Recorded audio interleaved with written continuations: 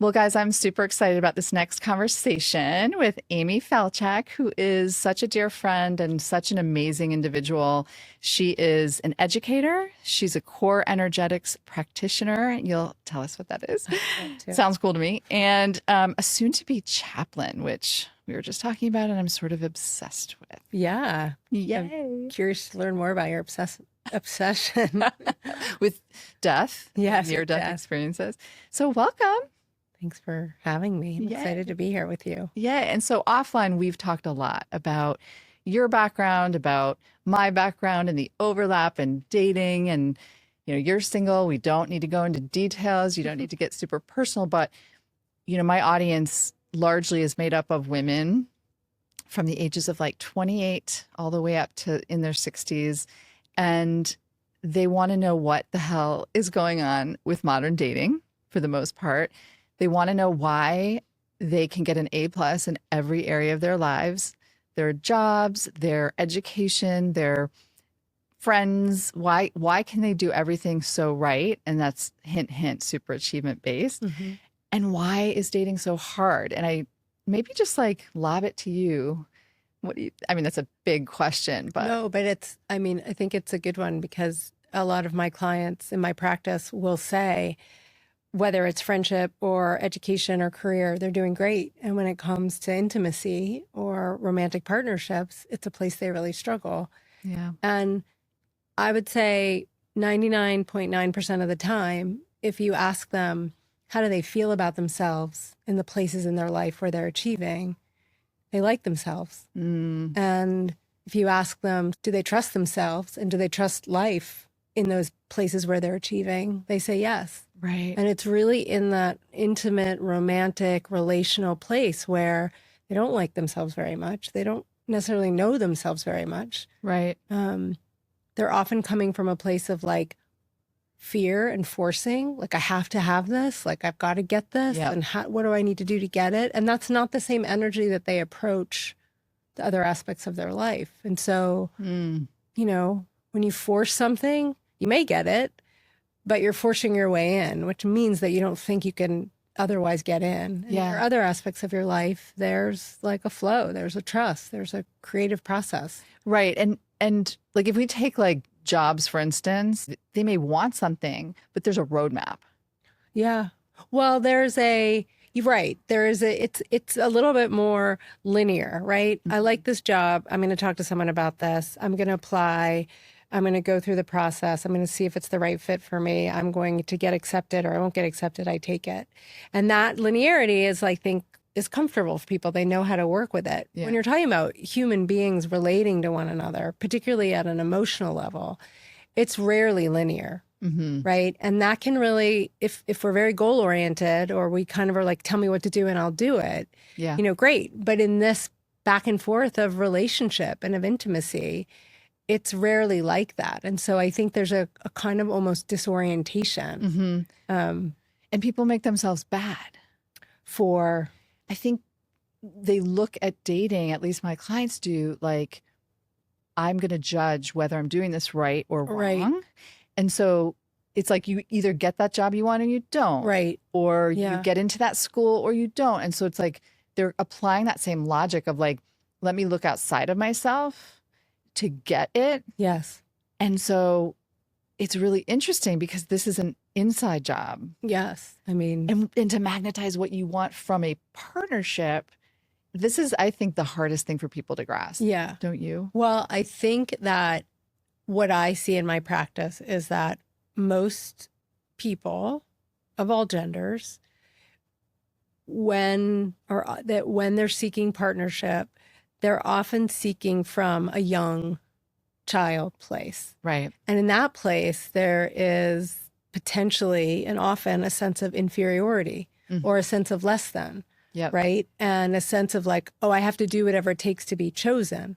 Yeah. Right. And so you're coming into something, you're trying to manifest something from a place where you have like one or two hands tied behind your back. Like lack. Yeah. Lack. Yeah. A perception of lack. And it's usually not conscious. Right. Unless it really is. And someone says, I just don't feel good about myself. But there's a lot of unconscious material that's kind of driving both the intention and the execution of finding a relationship. Yep. And so when I work with people, I say, like, we've got to kind of bring the child in the room who's either avoidant or anxious or forcing or using or objectifying the other, and look at why maybe coming from that child need, it's not manifesting in the kind of relationship that you want. Yeah, that's fascinating. And I mean, together we would be such an awesome team in the room because, I'm not a therapist. I get referred to by a lot of therapists. Besides talking it through with them, is there like an exercise that you can think of that you've done with people that is sort of helpful, whether it's written or whether it's. Yeah, I mean, I'll speak for myself. One of the things I learned in my relationships, but particularly in my divorce, was that there was a way where I had a lot of unspoken demands of my ex-husband. And those demands, he could feel them because they weren't necessarily spoken. There were like assumptions I made, or there'd be ways I'd be angry if I didn't get what I want, or if he didn't do something the way that I wanted him to do it. And so there was this recognition that, like, in some way I was objectifying him. I was sort of seeing him as like, you're here for me. Right. Right. And right. I mean, there are people who would want to be in a relationship with that. They have their own problems, right? But so one of the things that our couples therapist helped us with was to help me name out loud, take ownership of my demands, and to not filter it, like to really like own it, bring it. And it was things like, if I say we're going somewhere, we're going to go somewhere.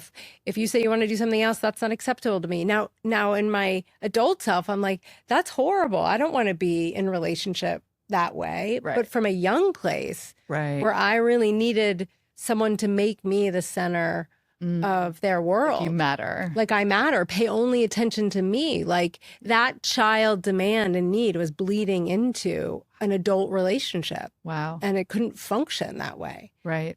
So to answer your question, the exercise was like, what are your demands?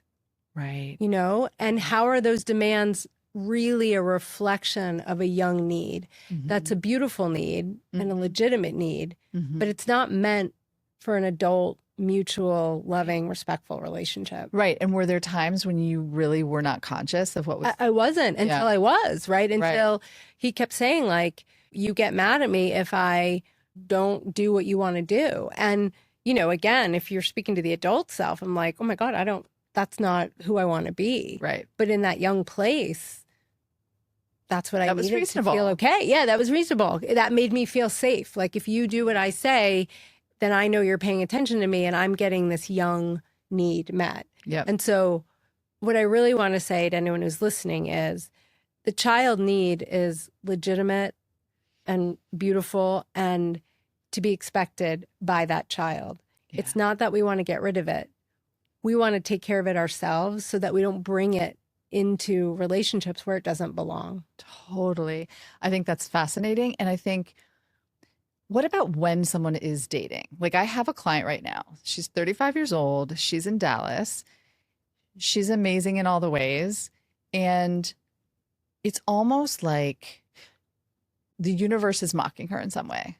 That even when she's swiping on an app or she goes to a dinner party and someone's trying to set her up, it's like a personal affront to her. That's sort of, the universe is making her almost settle for some reason. And kind of digging into her background a little bit, she grew up in a family where achievement was the only way that she got attention. Achievement of grades, and she has a really, really hard time getting away from that. Yes. And dating still is so painful for her.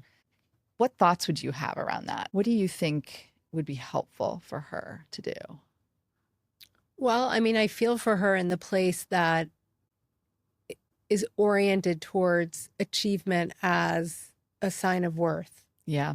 Because that's the kind of ground floor with which she's showing up in relationship. And I would be curious to ask her, is relationship achievement to you?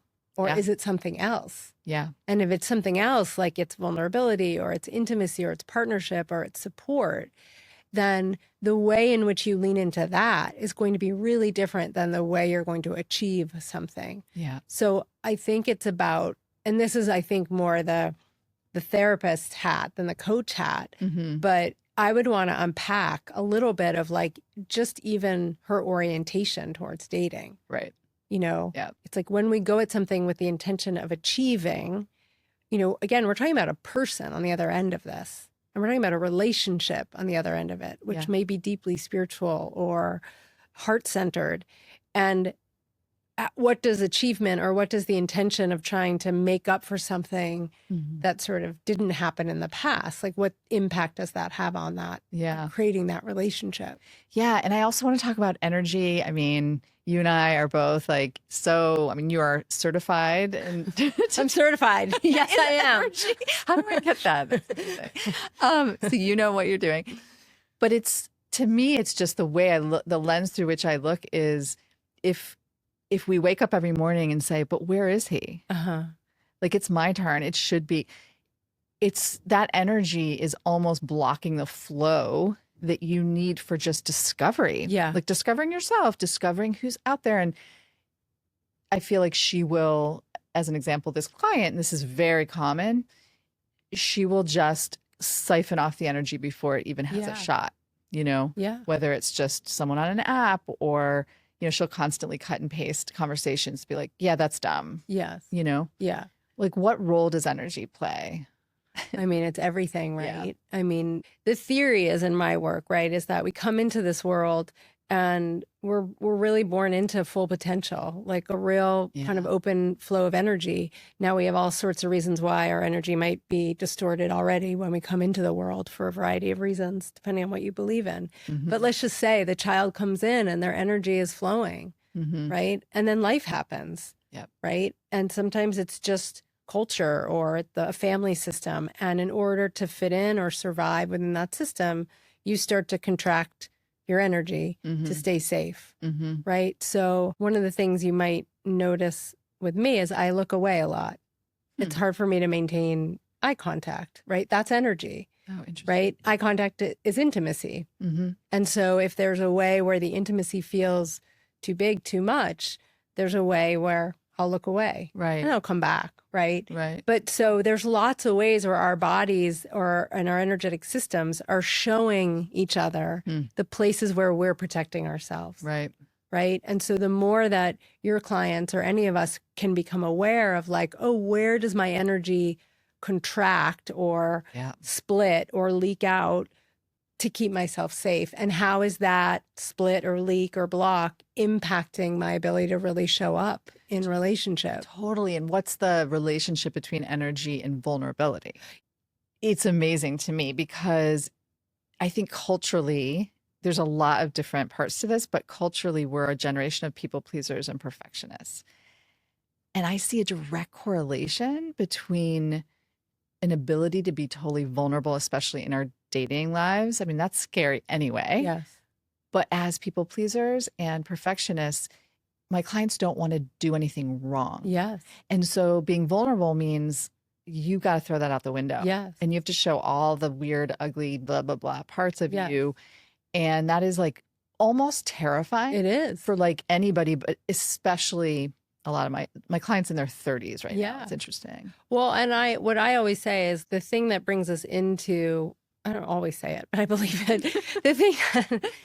The thing that brings us into vulnerability is humility, right? And the thing that brings us into humility for a lot of us is the willingness to be humiliated. Wow. And what humiliates us is not being perfect. Wow. Right. Yeah. So if you just back into that, it's like, am I willing to experience myself and have others see me in the humiliation of my imperfections? And if you can survive that, which you can, then on the other side of that is like you're right sized. It's like you're awesome and you're imperfect and messy and have shadow and are immature and all of that. And that's the place of vulnerability. Oh my gosh, I love that so much. I never put that together, humility and humiliation. Yeah, I think it's the only, because again, to humble oneself means to, again, you're right sizing yourself. You're either not as great as you think you are, or you're not as bad as you think you are. Right. Either way, you're going to touch humiliation in that. because Right. those places of thinking you're awesome or thinking you're nothing, Yeah. came from a wounded place. It got created somehow. Totally. And I love this so much. I was sort of in my dating life when I was turbo dating post-divorce in New York City. Didn't know it would lead to this. I was kind of inevitably doing something to almost counterbalance that at the beginning. On every first date, I would ask, like, how are you miscast in your dating life? Right? Because we all are. And like, if one more dude was like, hey, were you on the cheerleading squad? I'm like, no, I grew up in Detroit. I will literally cut you. Like, what are we talking about? I would cut And you. he like, so I would ask that. And now I sort of coach to like, how can you find a micro vulnerability on a first date? Yeah. And it just might be, it could be anything. It Yeah. could just be like sort of self-deprecating humor. Like I used to sit down on a first date, I would get there early, and I'm truly, truly bad at directions. Like I don't have the gene, I'm missing it. And I would say, like, hey, nice to meet you. I got here a little early. I literally can't find my way. Thank you for meeting me at my favorite coffee shop. And it just level set Yes. things in a way that allowed space Yes. for humanness. Yes. Yes. So I love what you're saying. Well, and I think the phrase allow space is key, because fear won't allow space, right? Fear will Totally. say, I have to control the space, Yep. right? I have to make it smaller. I have to make it bigger. I have to sort of shape it. And if you can allow the space, it means, A, you're probably breathing. You're probably meaning like Literally. you're in your, you're in your within your window of tolerance. Like you're not Yeah. emotionally dysregulated if Right. you're able to just allow space. I mean, allowing in itself basically says there's an act of surrender in allowing. Totally. And we don't surrender unless we feel safe enough to do so. Right. Right? So, So- and who feels safe on a first date? I mean, I don't know. I don't, I mean, Not and- many people. right. And I think that's the other question that when you asked about what can your clients do? We use words like safety and all, and it's like, what does that mean to someone? Right. Like what does create safety for you? And right. if you didn't demand that a first date feels safe, and you just let that go and acknowledge that it takes courage to do what you're doing and to feel some sense of gratitude or appreciation for yourself for being Showing up. willing Showing for up. showing up. Yeah. Yeah. I love just that. think we're so oriented towards looking at what we're doing wrong and are we doing it better and could we do it better, as opposed to like, hey, I just showed up Yeah. in a place where I don't feel that safe and not comfortable and I want something to happen. I don't know if it will and I'm afraid to get hurt. I mean, all that stuff's going on. Totally. And so can you just have a little bit of grace? And acknowledge it. Like I Yeah. remember saying like, hey, Bob, nice to meet you. We met on Hinge. Super awkward. This is awkward. Right. And just saying that, Yes. like, wow, awkward. Yes. And not making them other, like the person sitting across from you other. Yes. Like how can you build a micro is the word of the day for some reason. Yeah. Build a micro bridge. But I think it goes back to what I was saying about objectification, which I think is where we get into trouble in relationship. Because if you go on a date and you're looking at the other of like, are they going to be the one? Are they going to be? It's like Yep. you're not seeing them. Yes. You've yes. completely objectified them. It's like, Yes. are you going to be something that's going to hurt me? Are you going to be something that's going to help me? It's Yes. like, as opposed to like, oh, it's just some Joe. person sitting across. And can I stay curious enough to just Ugh. get to know that person? Like preach, seriously. Yeah. That's everything. That's like, everything. I cannot tell you. I mean, this morning a client texted me and was like, this could not possibly be my husband wearing this t-shirt. You know what I mean? And it's like, I get it. Yeah. I do. I get it because we're going to play the tape Yes. and we're going to try to see if we would fit into this person's life. But if we play the tape too soon in too many ways, we're just dead in the water Yes. because we don't, again, leave space for discovery. Yes. And to say, I would be curious with that client is like, the fact that this guy's wearing a certain t-shirt and that's triggering her, what meaning are you giving it? Right? Yeah. Like if he's wearing this shirt, it means this. And so what's going on in you? Because it's not about the shirt. It's not about the shirt. Right. It's so true. I have found it's a little different for everybody, but it makes me realize there is a theme in that no matter what a client is showing me as like a quick bail, trying to bail, they'll have to settle. That they'll have to settle. Right. That they'll have to settle. Right, That's a and- big one. Right. And I mean, you could really unpack that, because if you're settling, it must mean that you have some idealized or demand of how it's supposed to look. Yes. Right. And my sense is that's the child need. Yes. Right. Because the adult doesn't, the adult is capable of holding the complexity of a person. The child is like, no, it's black or white. It's all or nothing. And then it really does speak to, I don't trust myself. Well, and they're right. Yeah. But you know what I mean? Yeah. It's like, that's the thing. It's like when the child's driving the car, they may be well-meaning, but they're not trustworthy.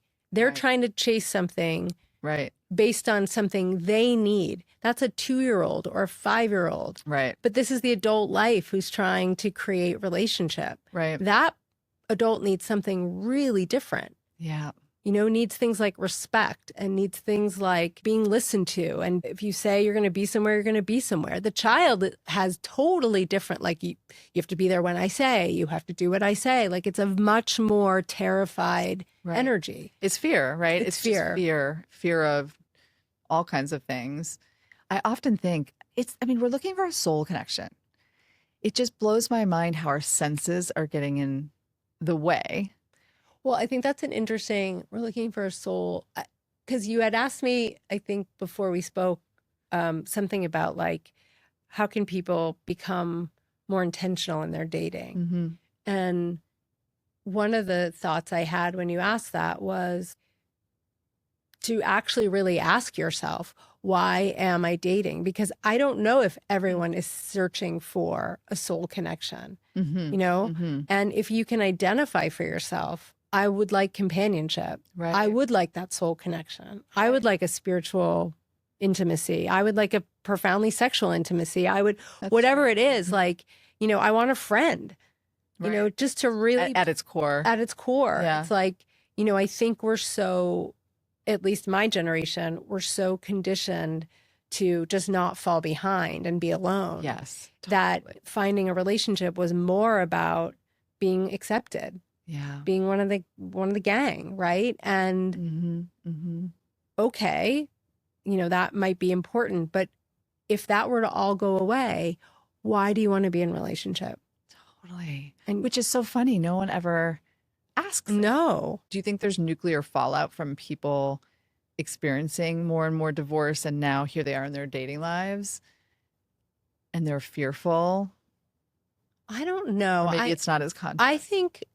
I think that whatever's happening in our dating culture, at least in the US, I think it has to do with society changing. I think it has to do with like our internal drives are changing. Mm-hmm. I think that it's more acceptable to not have that nuclear family and be married and have children. Mm-hmm. I think gender roles are changing. I think the world is just highly disruptive at the moment. There's some shift happening. I think there's movement back towards religion and spirituality and God. Yeah. So all this stuff is changing, and how could it not affect this aspect of life, which is intimate partnership? I find with my clients and even myself is like, we're all a little disoriented. Yeah. The map is not the same as certainly it was when I was growing up. And so totally. I don't think we ever had one. No, but you at least could look and say, okay, those people are all making that choice and they all seem to be fitting in or doing, they seem happy or whatever it is. I guess that's what I'm supposed to do. That's so true. Everyone's just sort of like going in different directions. Yeah, I just think, which is in some ways really cool, because it means that like in some ways, like we're not so gripped by a conditioning of society that says you're only acceptable if, right? Yeah. But I think it still lives in our systems. And so that's where I think a lot of women in particular are sort of feeling like I have to be chosen. I have to have this or else. And it's that old imprint. Totally. Of that's what makes you acceptable. Yeah. And it might take a few generations before it like really just dissipates. My clients are like, fuck. I know. Look, there's a baby being born right now. That baby is going to be all set. Not screwed, I swear. Yeah, exactly. You're good. Like I often talk about, we're either dating from our wound or our worth. It's funny to me how it's just hard to discern for most people. Yeah. Right. And it sort of links back to what you're talking about. Is it the inner child that's talking or leading the charge? What does, like, for anyone listening, like, what would dating from your worth actually look like? Or might it look like? I think dating from your worth is about consciously leaning into something that makes us feel like alive. And I love and we that. get curious about and like, oh, I'd love to know what it's like to be in that kind of experience. And, I've got something to offer. I'm capable of loving someone. I'm able to receive love, and there are places where it's still hard for me. And, but I think this is a place where I could try all this on and be in real relationship. Like, Yeah. to me, that's coming from worth. I think when we come from our wound, it's more, again, it's fear-based, it's protective, it's defended, Right. Coming it's from lack. forcing, it's coming from lack, it's coming from a place of I'm not enough. Yeah. It's coming from a place of dependency of like, I need this other person to tell me I'm enough, right? Yeah. And again, I just want to keep bringing home this point. It makes sense that we need that from one another because Yeah. that's what we need as kids. Right. But we have to own that need still lives there and take care of it ourselves. Right. And maybe in partnership with our partners, but we cannot depend or demand that our partners fill that need. And I think that right there is one of the toughest things for people to really wrap their head around. It's one thing to understand that. It's another, like I often say, date yourself. Yeah. And I remember thinking like going to the movies by myself might take me down. Yes. Like, no, I'm not a person. I wasn't. Growing up, I never could understand how people could hang out by themselves. Yes. I always had to be occupied or just follow someone else's path because I didn't know the path. Yes. And it's stunning to me how many clients will really, really recoil when I suggest even the smallest thing. Yes. It's seemingly small. It's not small if you're scared. And so, well, and there's an illusion of defeat. yeah. Right? Like, oh, if you're telling me that I have to take care of this need that never got met, then I'm basically resigned to the fact that it's never going to get met. And I say to them, yes, that's correct. Not met in the way that you wanted it to or needed to, right? And so you have to grieve. And it's not just about like, you can do, I mean, sometimes it is, you can do it, you can be alone. It's about like, yes, there is going to be this illusion of defeat when you kind of just let go of the rope and say, or put down your sword and just say, okay, like I surrender this thing I've been fighting for and recreating in my relationships for a very long time. And I'm going to trust that I can stand here alone with the support of others and feel the grief and feel the disappointment and feel the fear that it's never going to be different, and trust that if I can stay in this long enough without having to like throw it off or shut it down or numb out or just force my way into a new relationship, that on the other side of this is something new and liberating and adult. And from that place, then you enter into a relationship. Oh, yes. I mean, what does that look like on a practical level? Like even small things, right? Like, cause I think that's a leap. Right. And I'm holding clients' hands through it. It's different for everybody. Yeah. Can you share with us if you're listening, like, oh gosh, how do I start to befriend myself? Yeah. Well, I would do the exercise of, sometimes I'll have my clients just really name their child needs and their adult needs, like really start to kind of bring to consciousness like the young need versus the adult need. Like what? Like the young need could be, again, like I have to be the center of someone's world. Right. Right. The young need could be like, you can't be friends with anybody else but me. Or the young need might be, pay attention to me.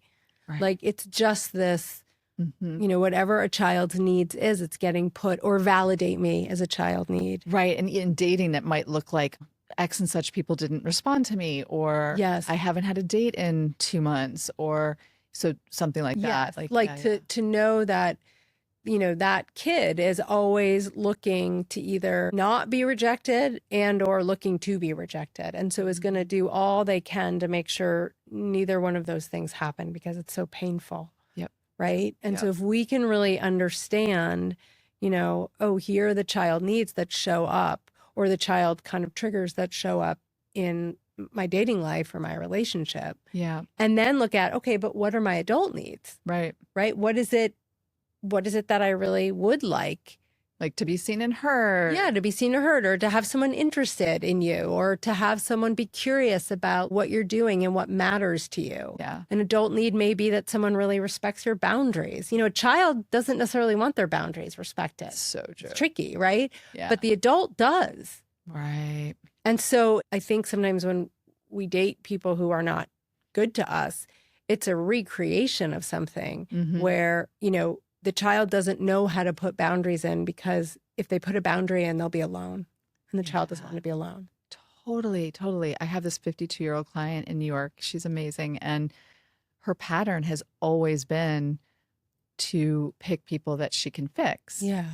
And that was the currency growing up. Yeah. She was one of many kids. She was the fixer. Yes. And we're reshaping that. Yes. And in a healthy way. And it's like, it doesn't necessarily mean it's going to be comfortable. Yes. You It can won't be recognize it, comfortable. but it's not. And we're dating. She's dating men who don't need fixing. Right. And you will do anything you can to find something wrong. Yes. Because it feels uncomfortable. Yeah. Well, not only does it feel uncomfortable, the negative pleasure that's attached to the suffering, it's hard to understand, right? Because you're like, well, are we all masochists? But it's like, in order for a lot of us as children to survive pain, we kind of have to associate pleasure with it somehow, right? To survive it. And that negative pleasure becomes sort of an imprint. So it's like the aliveness that my clients will feel by chasing the one they can't get because it's familiar. It's like, oh, they feel powerful in the chase, right? Or the familiarity of it. And so to be willing to give up negative pleasure is also hard, because why would you give up pleasure? Okay, it's negative, but at least it's pleasure, as opposed to the sort of what is perceived as like the flatness or the boringness of someone who is just available, right, and wants to be with you, right, and it's missing that component. It's missing, it's missing the dopamine, and so there's a period of a lot of reckoning of like, am I willing to give up kind of the negative pleasure of the chase?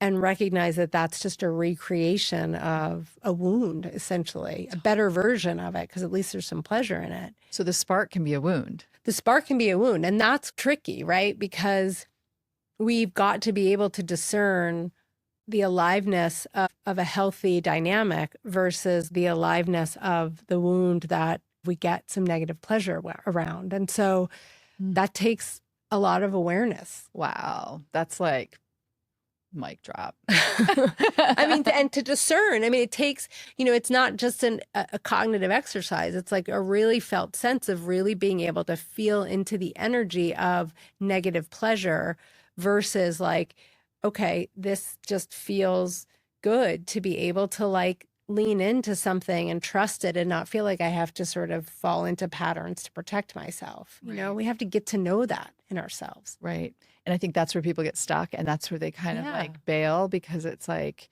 it's hard. It's really hard. And it's so easy to see how people will just live out their patterns and just decide that there's not anything more for them. Yeah. I think as humans, we're more inclined to choose certainty, even if that certainty is insufferable, than the uncertainty. And so it's like, oh, this is the pain I know. It sucks, but at least it's the pain I know. I don't know what's over there. And that leads me right into the next subject, which is faith. Yes. And that is the next hurdle. It's like, I'm really witchy. I've come to really understand it and know it and love it. I do this visioning work with clients where we go in and meet the person before my clients met them. And it's really wild. And it's like, if you really go there, they're there. And then I record it. And later they're like, holy shit, how did you know he'd have a 6-year-old and he loves to cook, But it's almost impossible for my clients to conjure the faith that there is something healthier on the other side. Yes. Because that whole fear of being alone. Yes. what are ways people can kind of tap into like that faith or start to at least go there? Well, I'm writing a paper right now for my chaplaincy program, and I'm looking at how, from a Buddhist perspective, hope and faith can be reinforcements of suffering because they're attached to an outcome. Oh, wow. Right? So real faith, there's optimism and there's having a good attitude. And then there's grasping at, I have to get this in this way. Yes. And I'll have faith in that. Right? Yes. And so yes. when we're talking about faith, again, unpacking these words, faith is kind of, am I willing to trust life even if it doesn't show up in the way that I demand it or need it to be? Can I persevere in that place? Can I love in that place still? Can I show up and do my best in that place? And can I survive the grief of that place? To me, that's faith, right? It's not gripping on an outcome. It's not grasping some thing that we think we have to have in order to be okay. It's like faith is a willingness to accept, okay, not my will, not my way all the time. Totally. And I think, again, for this generation of women who are so used to controlling everything. Yes. And we were built that way, and it's beautiful. Yes, we love totally. feminism and we love all of this. And my God, look at us rise. It's been incredible and will continue to be. However, in matters of the heart, that illusion of control. Well, it's again, and it goes back to, if we're showing up in something trying to control it, we're not in love, right? We're not in relationship. Right. We're not seeing the other as someone to be in partnership with. Right. We are seeing the other as some kind of means to an end. Right. I'm guessing that other person doesn't want to be a supply, right? That's such a funny and interesting way to look at it. But that's how we're treating them. If we're coming at it from, I have to have this, I have to get this, I'm going to get this person to like me. It's like, well, what about the other person? What about them, right? So, if we can take care of that part of us that recognizes, oh, that's the child, or that's my narcissism, right? That's objectifying the other person. If we can work through that and really see the other, right? By really seeing the other, we get to be seen. And that's when intimacy can form. And it's kind of a rarity. Yeah. It's not, I think, because we're not capable of it. I just think we move so fast. I was just going to say, we don't give ourselves the time it takes. Yes. For discovery. Yes. And I think it's, again, another product of our culture of time is ticking and oh my God, and you just got to know. And yes. And listen, I'm not going to let my client linger for 10 dates with someone who I'm like, oh. Right. But at the same time, it's like, if we are going into it, is this my person? Is this my It's like, that's the mantra I hear the most. Yes. And it's like, what if this is a lesson along the way? Yes. What if you have 30 lessons to learn before your person comes in? Don't get in the way of it. Yes. And look, you and I come from different lenses, and your clients are coming to you with a really great, important need, and you create lots of practical ways to really support them in getting it. My lens is it's a little more like choose your own adventure. Like that's what makes me feel really alive. And so I always want to, when you and I are talking, like I always want to find the coach in me that can be like concrete and give you practical, but I'm always like, well, what does it even mean that like that's my person? I'm like, that sounds very ego clinging to me. Like what's, and so there's, I think there's got to be some sweet spot for maybe people who are wanting to have a relationship, which is like, what are the concrete steps you can take to really build your confidence and literally the action steps of how to do it, while at the same time asking these kind of deeper questions that if you can get to some of the not answers, but discover things, it may completely change the way that you do the practical, And so I think it's the idea of like, don't build your house on sand, right? I remember someone had connected me to you right after or in the middle of my divorce saying, oh my God, you got to meet Amy. She's going to help you meet someone and blah, blah, blah. Not blah, blah, blah, but and I remember saying to you, I was grateful for our conversation, but if I get into a relationship now, I will recreate the same relationship I just came out of, and that I cannot kind of approach this with a house that's built on sand. I've got to build a foundation for myself. And it's taken me 2 years to really build a foundation with which I can look at creating things from a place of worth rather than from the wound. The wound will always be there in some ways. And there will always be patterns of defense and protectiveness and guardedness. That's why we get to come back over and over again to keep. Oh my God, that's another episode I can't wait. Right. But in my work, we work with the upward spiral.